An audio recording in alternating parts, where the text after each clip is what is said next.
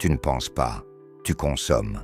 Et ne me regarde pas comme si tu ne savais pas, parce que tu sais, tu le ressens en toi. Il y a quelque chose qui meurt chaque fois que tu ouvres un autre réseau social, chaque fois que tu fais défiler sans regarder, sans penser, sans choisir. Et le pire, ce n'est pas que tu le fasses. Le pire, c'est que tu t'es convaincu que tu ne peux pas arrêter. Nous vivons à l'ère du zapping mental. Nous sautons d'un contenu à un autre comme si le silence nous brûlait, comme si une pause signifiait la mort. Et sais-tu pourquoi? Parce que nous avons été entraînés pour ça, parce qu'il y a des scientifiques, des psychologues, des designers et des cadres qui ont passé des années à transformer ton attention en marchandise. Et toi, sans t'en rendre compte, tu leur as donné ton âme en échange de doses de dopamine de 15 secondes. La déchéance mentale n'est pas arrivée soudainement. C'était une invasion subtile, une caresse qui s'est transformée en chaîne. D'abord est venu le divertissement rapide, puis l'indignation programmée, et ensuite l'épuisement émotionnel. Nous sommes devenus accros à l'immédiat, des consommateurs compulsifs d'émotions qui ne nous appartiennent pas. Des histoires tristes, des vidéos drôles, des opinions extrêmes, tout servi sans pause, sans filtre, sans digestion. Mais attends, arrête, parce que voici ce que tu n'attendais pas. Ce n'est pas la fin, c'est le début. Nous sommes au bord d'une nouvelle ère, et tu le ressens, même si tu ne sais pas comment la nommer.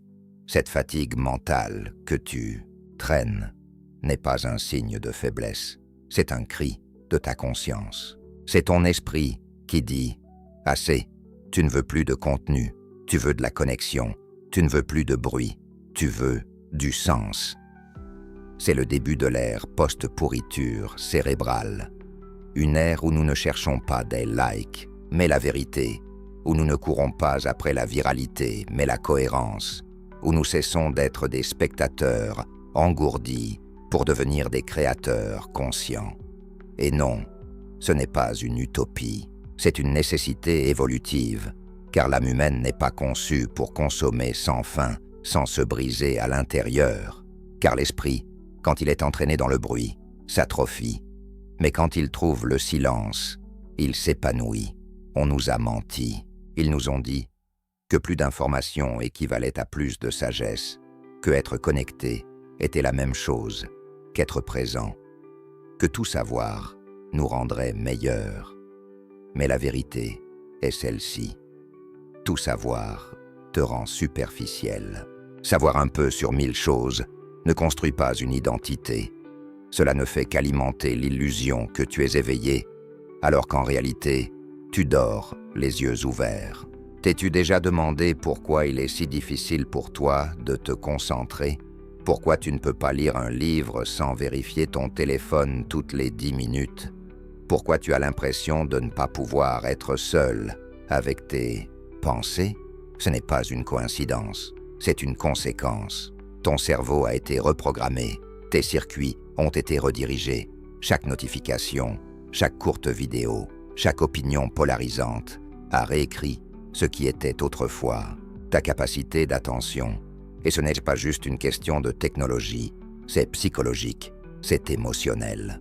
Le contenu que nous consommons est conçu pour manipuler nos réponses les plus primitives, la peur, le désir, la colère, le plaisir. Ils nous nourrissent de contenus émotionnellement addictifs parce qu'ils savent que le rationnel ne retient pas. Ils savent que la pensée critique ennuie un esprit entraîné pour un stimulus constant. Mais voici le retournement. Voici le mystère que tu ne comprends pas encore pleinement. Ta fatigue est un super pouvoir. Ta lassitude n'est pas une faiblesse. C'est un signal que tu te réveilles.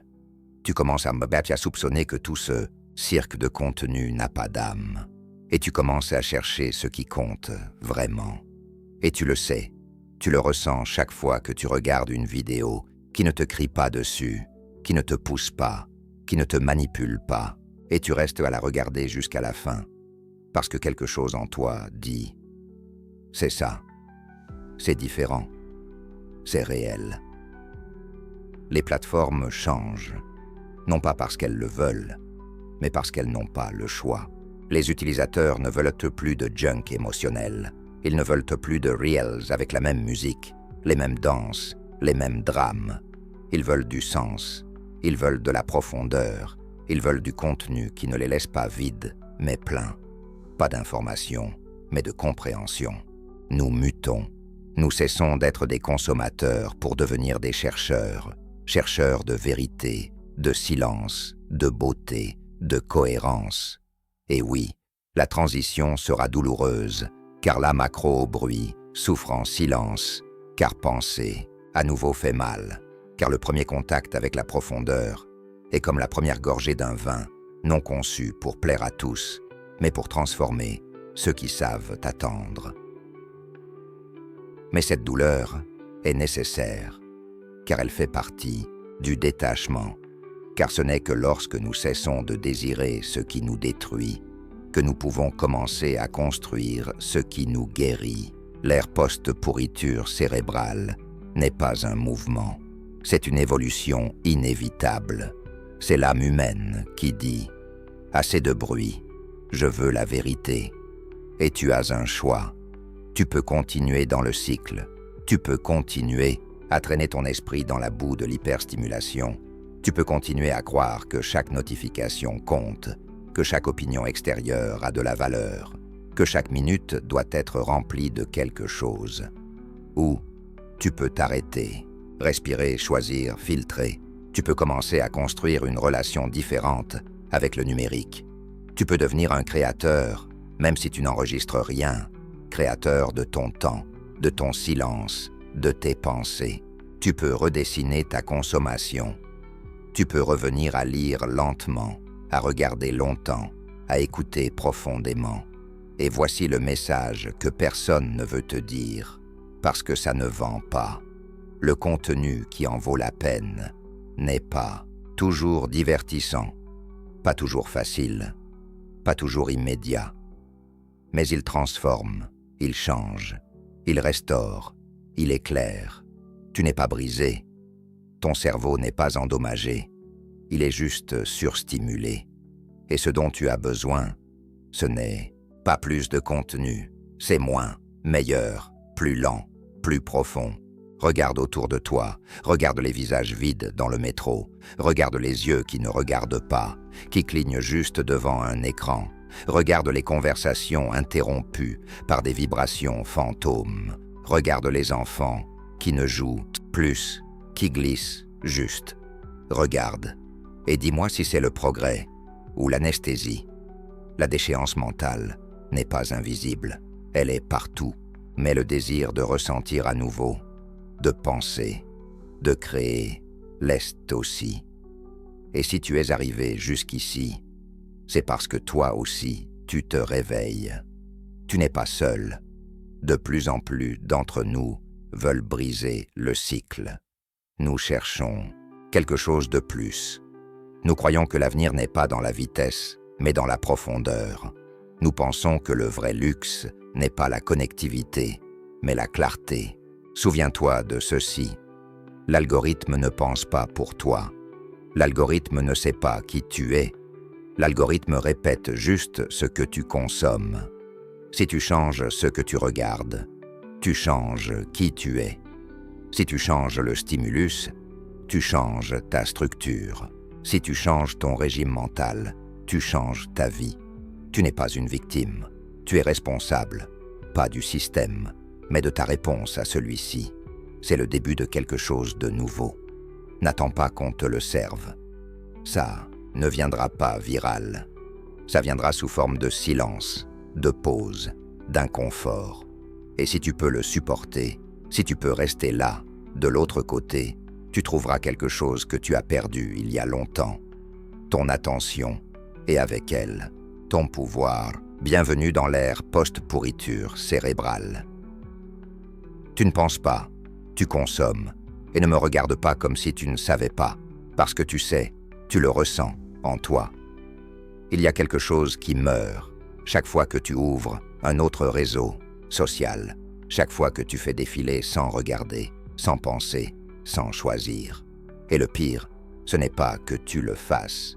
Le pire, c'est que tu t'es convaincu que tu ne peux pas arrêter. Nous vivons à l'ère du zapping mental. Nous sautons d'un contenu à un autre comme si le silence nous brûlait, comme si une pause signifiait la mort. Et sais-tu pourquoi? Parce que nous avons été entraînés pour ça. Parce qu'il y a des scientifiques, des psychologues, des designers et des cadres qui ont passé des années à transformer ton attention en marchandise. Et toi, sans t'en rendre compte, tu leur as donné ton âme en échange de doses de dopamine de 15 secondes. La déchéance mentale n'est pas arrivée soudainement. C'était une invasion subtile, une caresse qui s'est transformée en chaîne. D'abord est venu le divertissement rapide, puis l'indignation programmée, et ensuite l'épuisement émotionnel. Nous sommes devenus accros à l'immédiat, des consommateurs compulsifs d'émotions qui ne nous appartiennent pas. Des histoires tristes, des vidéos drôles, des opinions extrêmes, tout servi sans pause, sans filtre, sans digestion. Mais attends, arrête, parce que voici ce que tu n'attendais pas. Ce n'est pas la fin, c'est le début. Nous sommes au bord d'une nouvelle ère, et tu le ressens, même si tu ne sais pas comment la nommer. Cette fatigue mentale que tu traînes n'est pas un signe de faiblesse, c'est un cri de ta conscience. C'est ton esprit qui dit « Assez, tu ne veux plus de contenu. Tu veux de la connexion, tu ne veux plus de bruit, tu veux du sens. » C'est le début de l'ère post-pourriture cérébrale. Une ère où nous ne cherchons pas des likes, mais la vérité, où nous ne courons pas après la viralité, mais la cohérence, où nous cessons d'être des spectateurs engourdis pour devenir des créateurs conscients. Et non, ce n'est pas une utopie, c'est une nécessité évolutive, car l'âme humaine n'est pas conçue pour consommer sans fin, sans se briser à l'intérieur. Car l'esprit, quand il est entraîné dans le bruit, s'atrophie, mais quand il trouve le silence, il s'épanouit. On nous a menti. Ils nous ont dit que plus d'informations équivalait à plus de sagesse, que être connecté était la même chose qu'être présent, que tout savoir nous rendrait meilleurs. Mais la vérité est celle-ci.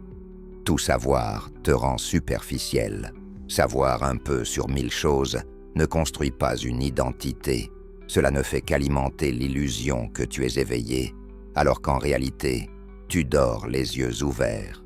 T'es-tu déjà demandé pourquoi il est si difficile pour toi de te concentrer? Pourquoi tu ne peux pas lire un livre sans vérifier ton téléphone toutes les 10 minutes? Pourquoi tu as l'impression de ne pas pouvoir être seul avec tes pensées? Ce n'est pas une coïncidence, c'est une conséquence. Ton cerveau a été reprogrammé, tes circuits ont été redirigés. Chaque notification, chaque courte vidéo, chaque opinion polarisante a réécrit ce qui était autrefois ta capacité d'attention. Et ce n'est pas juste une question de technologie, c'est psychologique, c'est émotionnel.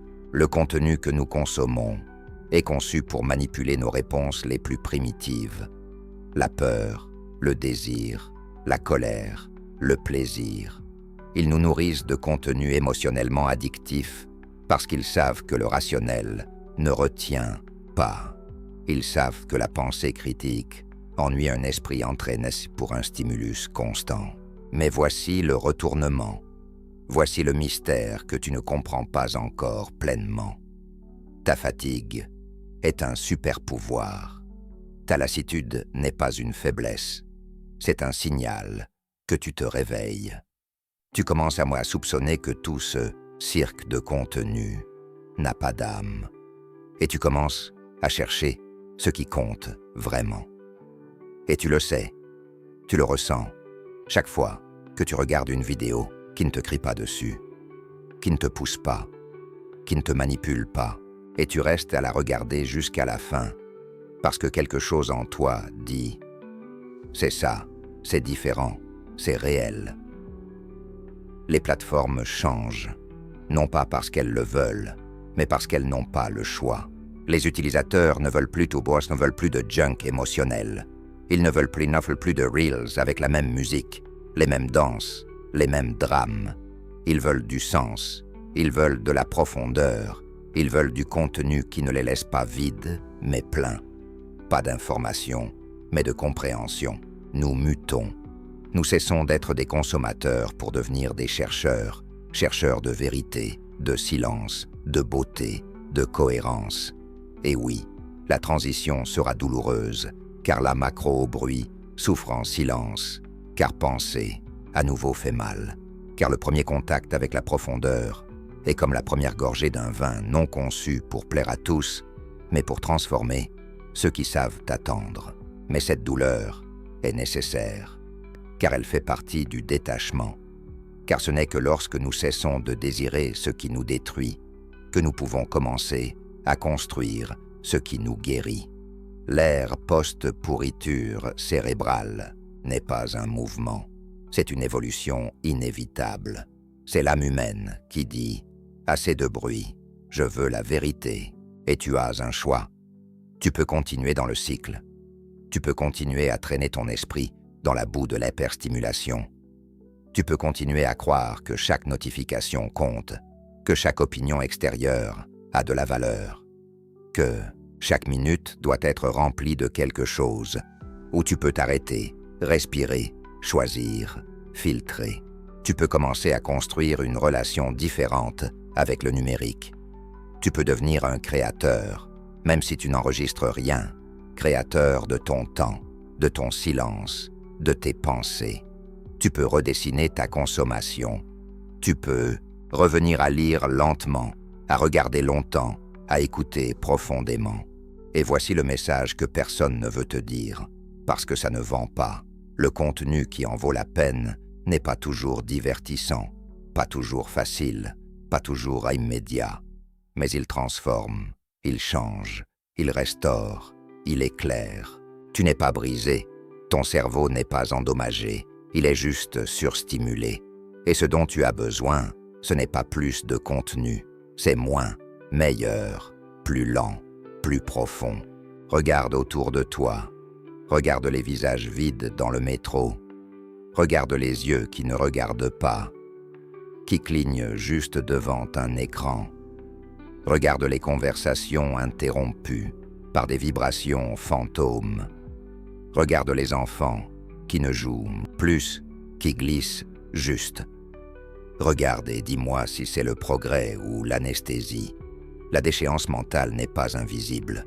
Elle est partout, mais le désir de ressentir à nouveau, de penser, de créer, l'est aussi. Et si tu es arrivé jusqu'ici, c'est parce que toi aussi, tu te réveilles. Tu n'es pas seul. De plus en plus d'entre nous veulent ainsi briser le cycle. Nous cherchons quelque chose de plus. Nous croyons que l'avenir n'est pas dans la vitesse, mais dans la profondeur. Nous pensons que le vrai luxe n'est pas la connectivité, mais la clarté.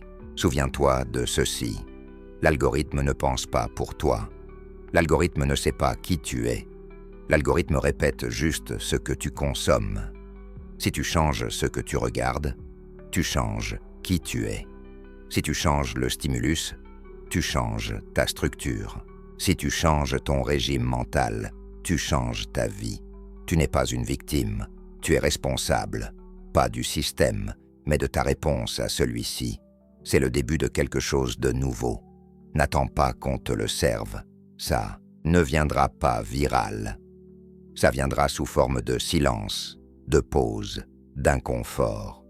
Et si tu peux le supporter, si tu peux rester là, de l'autre côté, tu trouveras quelque chose que tu as perdu il y a longtemps. Ton attention, et avec elle, ton pouvoir. Bienvenue dans l'ère post-pourriture cérébrale. Tu ne penses pas, tu consommes. Et ne me regarde pas comme si tu ne savais pas, parce que tu sais, tu le ressens en toi.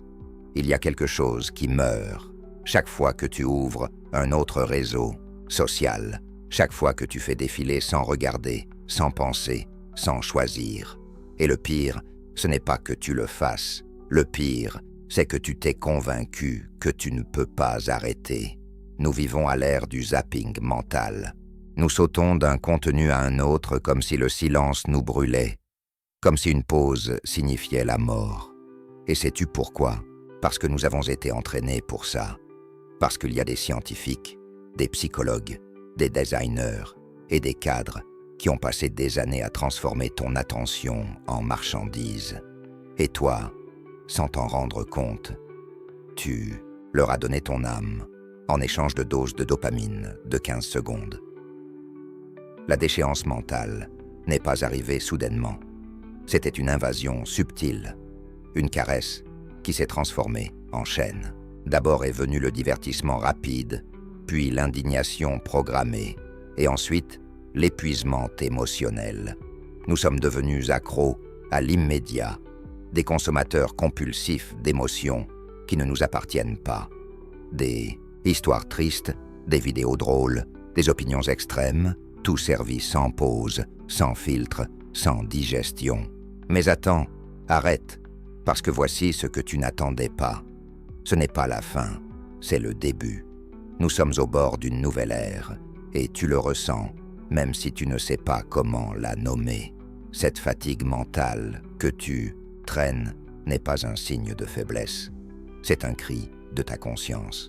C'est ton esprit qui dit « Assez, tu ne veux plus de contenu, tu veux de la connexion, tu ne veux plus de bruit, tu veux du sens. » C'est le début de l'ère post-pourriture cérébrale, une ère où nous ne cherchons pas des likes, mais la vérité, où nous ne courons pas après la viralité, mais la cohérence, où nous cessons d'être des spectateurs engourdis pour devenir des créateurs conscients.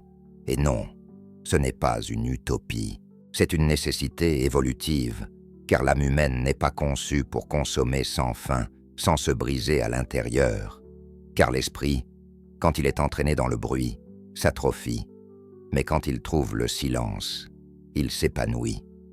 On nous a menti. Ils nous ont dit que plus d'informations équivalait à plus de sagesse, que être connecté était la même chose qu'être présent, que tout savoir nous rendrait meilleurs. Mais la vérité est celle-ci. Tout savoir te rend superficiel. Savoir un peu sur 1000 choses ne construit pas une identité. Cela ne fait qu'alimenter l'illusion que tu es éveillé, alors qu'en réalité, tu dors les yeux ouverts. T'es-tu déjà demandé pourquoi il est si difficile pour toi de te concentrer?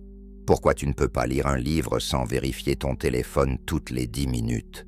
Pourquoi tu as l'impression de ne pas pouvoir être seul avec tes pensées? Ce n'est pas une coïncidence, c'est une conséquence.